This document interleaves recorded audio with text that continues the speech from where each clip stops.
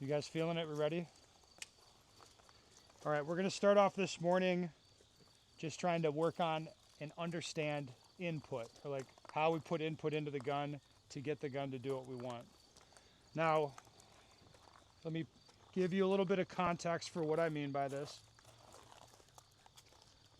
All right, I'm just gonna shoot a bunch of rounds into the center of this target here, and I want you to watch the gun. Don't worry about the target.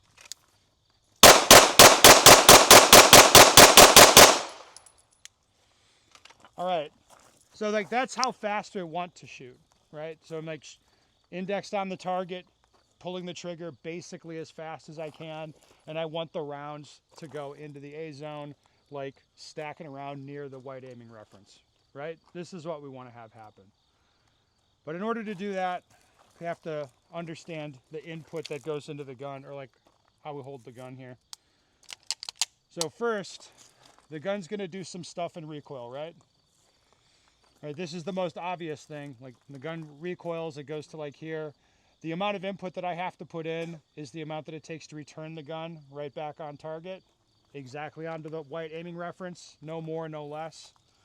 All right, I have to put that input into the gun, right? Right, how much force is that? Come on, you guys are dead this morning.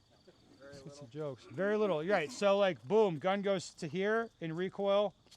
Like it takes, I don't know, some amount of force, not much, to make the gun go back. Like very commonly, people put in way too much input to the gun as they're fighting recoil or overcompensating for recoil. That's why very, very commonly, as people shoot fast, they tend to hit low. Intuitively, you think people hit high a lot more as they're battling recoil because you think, oh, recoil gets the best of you, but it doesn't really work that way. People tend to put in too much input into the gun and send stuff down low. Now, the other input that I have to put in, like I have to move my finger. Now, this is a little more obvious. Like I need to be able to make the gun go off without moving it at all, right? So I just use the force it takes to make the gun go off and like don't put any other force in. It sounds simple enough. It's just hard to do. Now, we're gonna break these two forces up. It'll be basically the same drill, but we'll start with just returning the gun from recoil. So again, watch the gun. Here we go, Dave. So I'm going to react to the beep, fire around, and return the gun.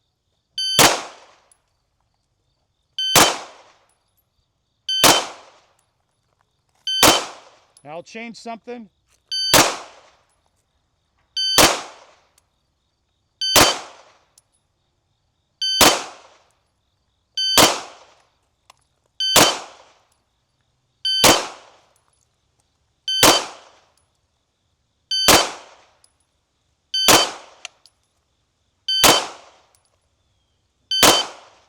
Okay, so you saw it a few different ways there. What did you guys see? Not enough input and then too much input. It was really good at first. It was really good. So best results that I found is like I'm going to connect to the gun. Like we'll talk about gripping it more, but I'll connect to it and I'll stare where I want the gun to go, which is the white reference. I want it to come back there. And I have this sense of aggression, like I want it to come back right now. I'm not okay with it taking a lot of time. All right? Stare at the spot. Okay, boom, gun goes off and it comes back. And you guys are watching that.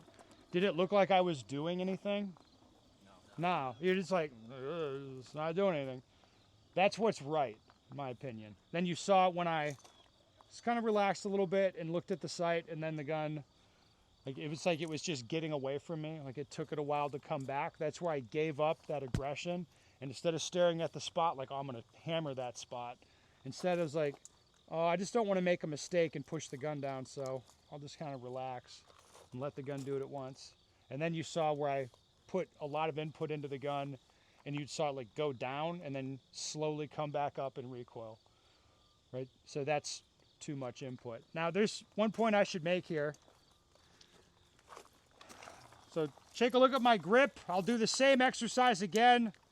And again, look at my grip here. It's not very smart grip. Give me the beepies, Dave. Does this look like a good grip to you? No.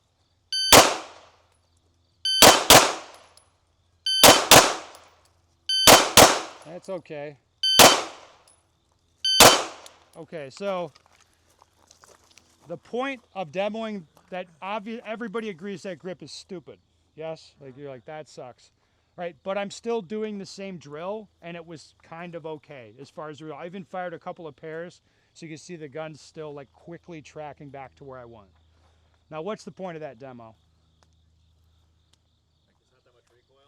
There's not, but the point is, what I want you to take away is, this is an independent concept from gripping the gun. That's related, but it's not the same thing. A lot of times, like if people aren't getting what they want like when the gun's recoiling, people like they don't like it for whatever reason. They want to change how they're holding the gun. And here it's like how I'm holding the gun was not really the problem. Again, it's like the gun is going to move up a little bit in recoil, and I just put in input to return it right back where I want it. Like we're going to try to learn this like an inductive way where you just learn by doing it, by experiencing it. But like most people don't really do it that way. Instead, they're like, oh, I need to grip it a certain way and I'm going to stop it from recoiling. You're not going to stop it from recoiling. It will recoil, right? So we need the correct return input.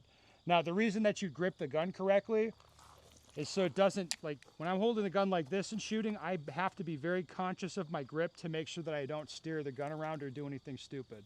If I hold the gun properly, now I don't need to be conscious of that. That's what you get out of the grip. It makes the consistency part easy and you don't have to think about it. Make sense? All right, so we're gonna have everybody, we'll start with this exercise. Again, indexed on the target, boom, gun goes off, you return it. We're not assessing the hits. We do not care about that part. All right, it's just how the gun returns. That's what we're assessing. Anything to add here, Dave? Yeah, I would put it along 3 principles, right? First one, correct inputs. Choosing the correct inputs to get the gun to behave how you want it to so that it returns to where you want it to return. The second principle is consistency in those inputs, that you're doing them the same every single time. That way the gun, because you could do it right the first, second, third time, but if you screwed up the fourth, the fifth, and sixth, we kind of violated the consistency principle. So it's doing it consistently from the first shot to whatever he's got 20 round mags to the 20th shot. And then finally, also the vision component, right? Looking to that small spot. Because he did the one demonstration with the gun, he almost is like watching the dot float very slowly back down instead of seeing an aggressive streak right back to the point of aim, right? The vision component is off there. I got distracted. Instead of looking at the small spot in the target, I'm now sucked into the dot. So consistency, like those 3 things there, right? Correct input, consistency of the input, and then the vision component. Those 3 things are what you want to apply. You'll be able to master this and do exactly what Ben just showcased. That's very positive messaging, Dave. I hope that doesn't continue all day. All right, come on up. Let's give it a try.